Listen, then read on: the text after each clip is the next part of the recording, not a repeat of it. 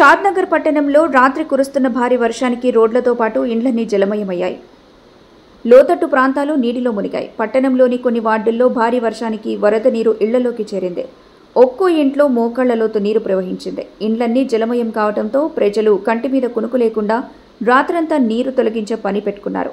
కొన్ని ప్రాంతాల్లో గోడలు కూలిపోయాయి. వార్డుల్లో గత 35 ఏళ్లుగా నివాసం ఉంటున్నామని, ఇప్పటి వరకు రోడ్డు, సరైన డ్రైనేజ్ వ్యవస్థ లేదని, ప్రతి ఏటా వర్షాకాలం అంటేనే భయంగా ఉందని, వాన రావడంతో ఇళ్లలోకి చేరిన నీళ్లతో కుటుంబం మొత్తం ఇబ్బందులు పడుతున్నామని అక్కడ నివాసితులు వాపోయారు.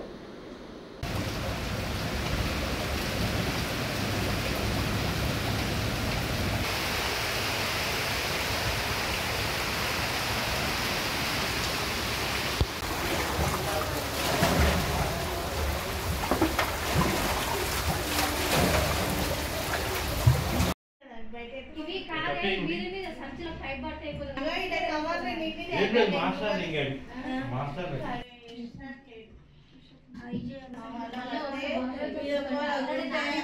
మనుషులకి ఉన్నైతే కష్టం